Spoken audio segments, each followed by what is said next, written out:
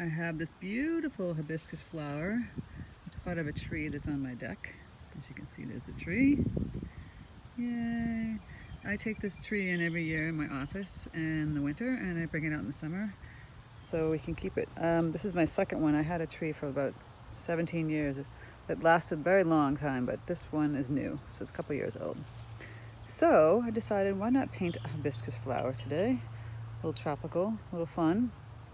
I'm going to go over how to draw this and paint this step by step. It's pretty simple for any beginner. As you can see, it's got this beautiful reddish pink flower, and you get these nice little lines in here that are lighter. And we have the stamen here. And this one has a little bit of orange on the end. It's kind of cool. So if you have any questions on how to do this, leave in the comment section. If you have any difficulty, if you haven't subscribed to my channel, please subscribe.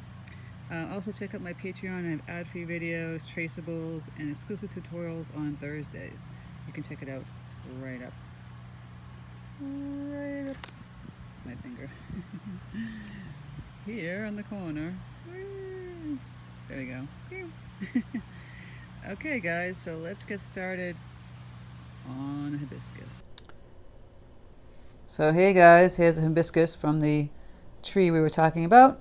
And we're going to go over this step by step. I didn't realize at one point that I stopped filming, and I just went back and I showed you at the end how to fill in the deeper colors and the little sprays. So if you have any questions in the comment section, let's get started. Alright, so as you see here, I have a reference photo that I took from my hibiscus tree outside of my deck.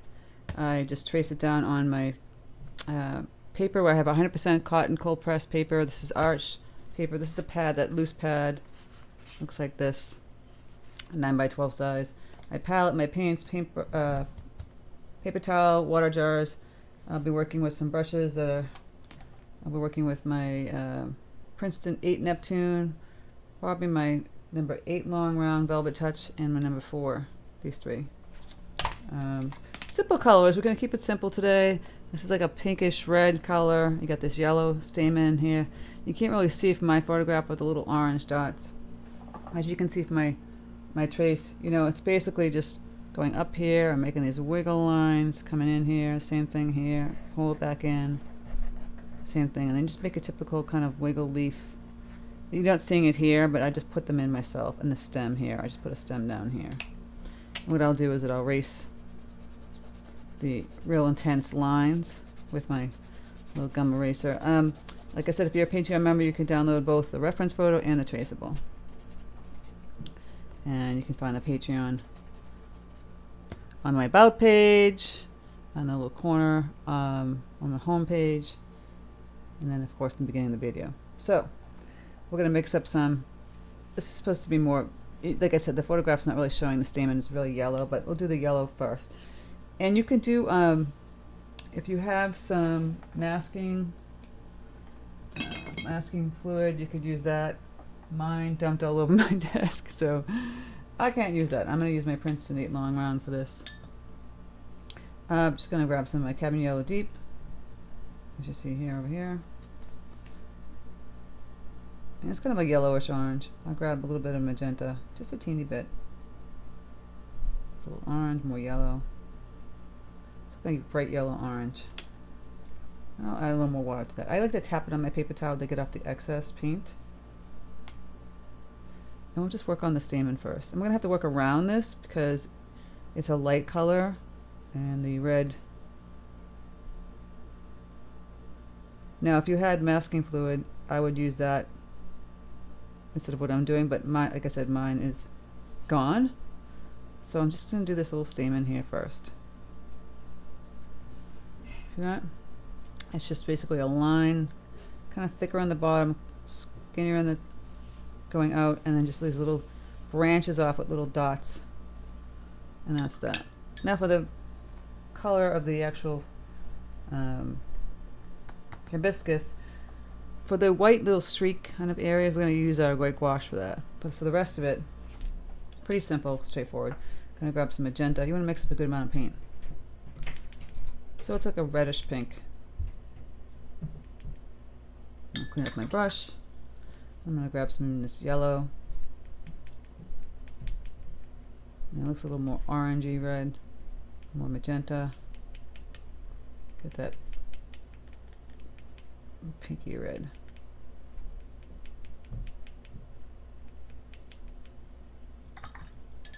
And I'll water it down.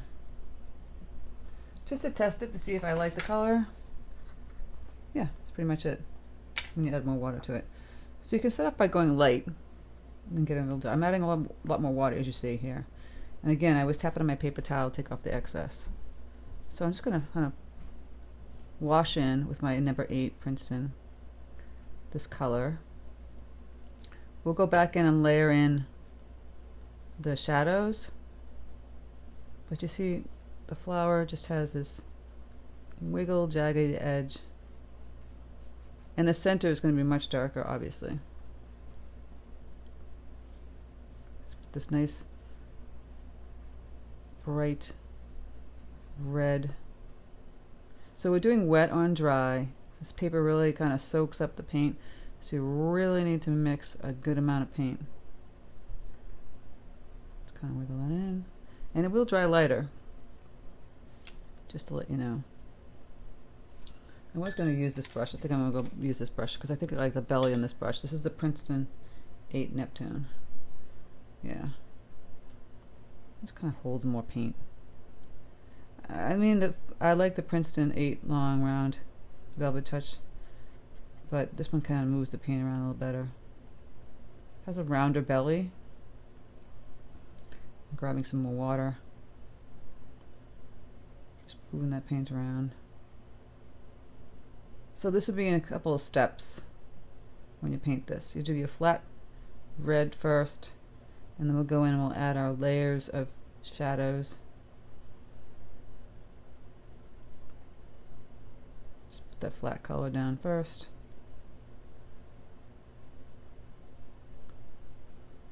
And then we'll go in, like I said, and add the shadow layers. Now around the yellow areas, you're going to have to be a little tricky just to paint around them. It might bleed a little bit. Don't worry if it did that. Do your best just to fill that in. Gonna add a little more water. So yes, this flower is a tropical flower. It likes the heat, doesn't like the cold weather.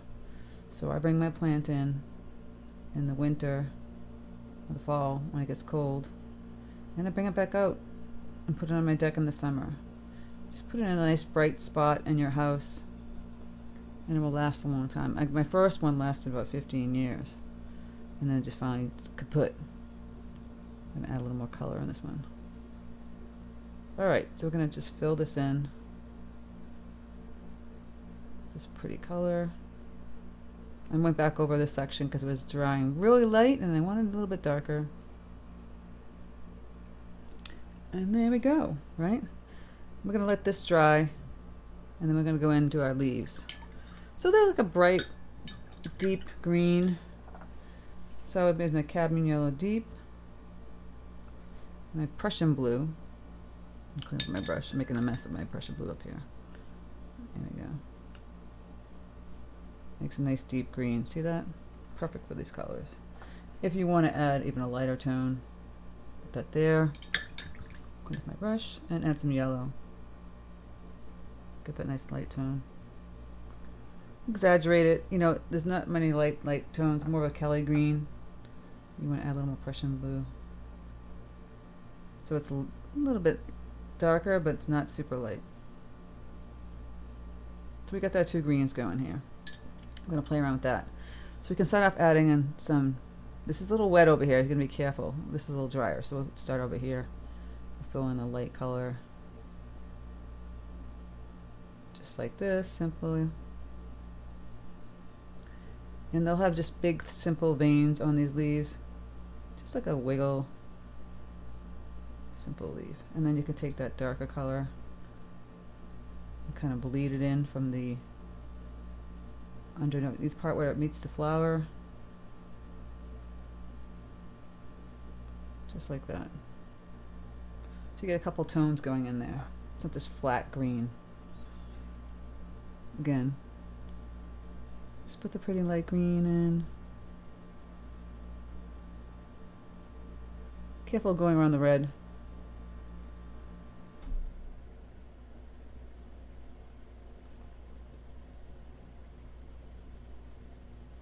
And because this is still wet, can't speak today, using the tip of this. You can just bleed in the area that's wet. The area that's dry is not going to bleed. So it's going to stop where the red is. And we're just going to bleed in this nice deep green. Do some on the edges. Wiggle that. So now you get this, like I said, dual tonality going on between the two colors. Still damp here. This little area is getting a little, what do they call a cauliflower edge? It's not smooth. So I'm just going to take my brush, grab some more of that red paint, and go right over that. Kind of push it around. So you don't have much of a cauliflower. There. Now that's still damp, so we have to wait till it dries to the leaves. We can just work on the stem. I'm just going to take some burnt umber, grab some of this green, a little more burnt umber. Just make a little stem here underneath this leaf. Just a simple brown stem. You can add a little tint of black, just to go underneath that for a shadow, or even just some Prussian blue. Make it darker under that leaf. So it's all coming together. So I'm going to let this section dry, and then I'm going to come back and do the leaves and the flower. Okay, now that it's dry, we'll go back in, we'll finish the leaves. And the bright green. Like I showed you before. Just go in real quick. Wiggle, wiggle.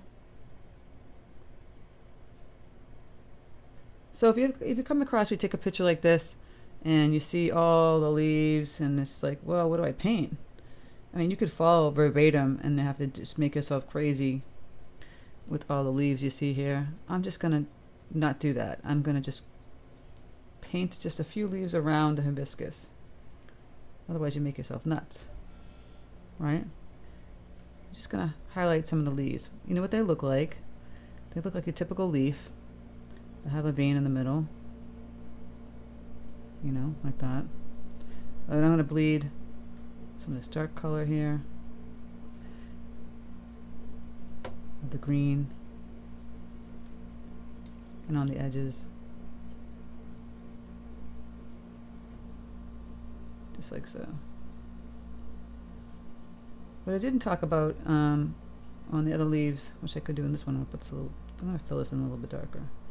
Add some more Prussian blue. Just go right in here. You could use a credit card, and same thing with this one, a little Prussian blue on the inside, going in underneath the flower.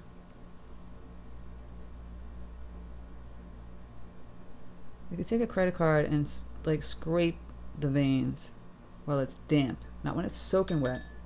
When it's damp, and it will create the, or you could use even something even small like a sharp point. Like I have this nib from a paint from the fountain pen, and you just scrape whatever you scrape, the paint folds back into it. So you've created the veins without any of the work. See that?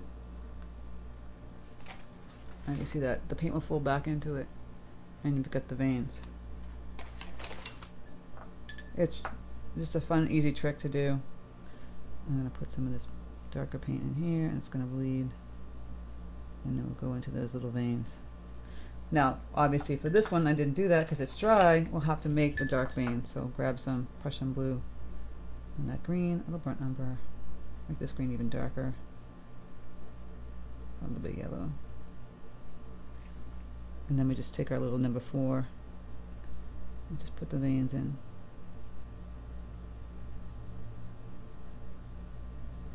It's number 4 brush, I mean, not number skinny small brush. Little details. See that? Okay, so apparently I didn't turn my thing back on to film. So basically I did a deeper color of this pink. I had my magenta, my yellow. So I made a nice deep pink color. Showing you again here. Seeing like a nice deeper red color. And I just filled it in here with my brush, using these little streaks over that paler color. I filled more of it all in here. I did some over in here. Let's go back in here. Kind of repeating myself because I messed up so bad filming. So I filled it in here like a light to medium red, pink on top of this. All in here. I left it like kind of light here and put some in here. Then I let that dry. Then I did this section here. I took the same color. I added some Prussian blue to it and a little more magenta, a little more yellow. Get this deep like cranberry red color, and I just go in here to all the shadows that you see in the photograph.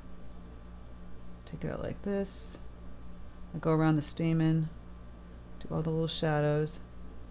The shadow here in the stamen. Over in here, little streaky shadows that you see from the photograph. Just like right in here. And then the center, put it over here. See like that? Deep shadow. And then the center, it was kind of all filled in. And I just took some Prussian blue and bled the center area from the stamen out. And then once that's all dry, I took my number 4 brush and I mixed some white gouache with a little magenta. I got that pale pink tone, so you can see right here the streaks. And I just make the little streaks coming from the center outward in those areas that you see here. You know, and then you just go and tweak if you want to add some more yellow up in here. I mixed some yellow with some gouache just to brighten it up a little bit. And then you can add some deeper tones to the stem here. It's underneath the leaves. So pretty much I'm just showing you what I just did without filming. But basically, you filled in the flower color, you do another color that's a little bit deeper, leave this section out, kind of bleed it over here. You see, you just build up another layer of color all in here, except this section here. As you can see, this one's really light. I did some deep color over in these areas. And then you go and add a little Prussian blue, make it a little bit cranberry, and you just fill in the areas that have the shadows from the photograph that you took, or I took, if you're a Patreon member. And you just fill in those areas. You just kind of like, boop. Or you don't have to. You don't have to do the shadow of the stamen in this whole section here. And I painted a little bit deeper red in between the yellow here, so you can really see the stamen coming out. And that's pretty much it. Sorry for the fragmented tutorial. But basically, like I showed you, I filled in the red over the red. So we had that light red. Let me do another one. The bright red color, kind of pale. When that dries, we go in and add another deeper color, just adding some of the same colors, but less water. The first round, it should be more watery, so it's lighter, and the second round, you'll add in that deeper color for that. And then the third round, again, with this deep Prussian blue, kind of cranberry red, you put in the shadow. You see? I hope that works. Thanks, guys. Be understanding. Sorry. That's what happens when you get distracted and the phone rings, right? You think you're still filming and you're not. So if you haven't subscribed, please subscribe. Thank you guys so much for stopping by my channel. Have a great weekend and take care, and I'll speak to you soon.